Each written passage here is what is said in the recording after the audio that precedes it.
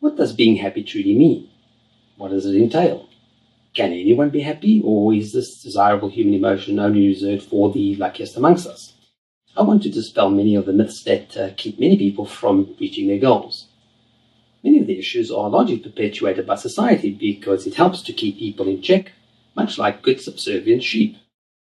If you want to break free from these shackles and experience true happiness, this information is for you. Any individual who wishes to attain sustainable and lasting bliss must embrace one simple fact. Happiness is a choice. Happiness is not a commodity you can trade, buy, or even borrow. Similarly, it's not something that anyone can take away from you. Perhaps the birth of an argument is already forming in your mind. I implore you to resist the familiar learned response and open yourself up to a new way of life. We all deserve to be happy, so let's make it our primary choice. It's important to bear in mind that true happiness is not some fanciful nirvana that cannot be reached by mere mortals. It's also not some mystical and elusive pursuit that will require your every waking moment and breath to realize. Equally, it's not some torturous journey that will bring about regret and misery. We must set aside any pre-programmed ideas that we are put on this earth to suffer. As I regularly say, happiness is a personal choice everyone must make. With this in mind, you must relinquish notions and ideals that no longer work for you. The time has come to do something different. You cannot hope to achieve different results by continuing the same ineffectual practices. A wise man changes direction when he reaches the dead end, and so must we all. Some of these concepts might be hard for some people to embrace, but the sooner they do, the quicker it all makes sense and that change can occur. We are pushed to question many social constructs, and this might be uncomfortable for some, but the rewards are well worth the temporary discomfort.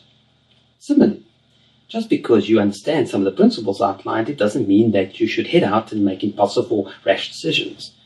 The idea behind this is to understand the concepts, analyze your own life, and see how you can set about implementing change.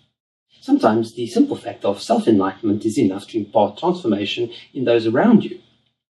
Additionally, it is important not to utilize this newfound knowledge as a battering ram to force revolution. Remember that the change you are seeking is internal. When you adjust your intent, your world begins to shift automatically. Only you can set the stage for personal growth. You can do everything inspirational guides instruct you to do, but until you change your mind, nothing will be any different. As soon as you change your mind, the world just changes around you. When you have internal faith and you open yourself up to accept the changes that arrive, the changes are instant.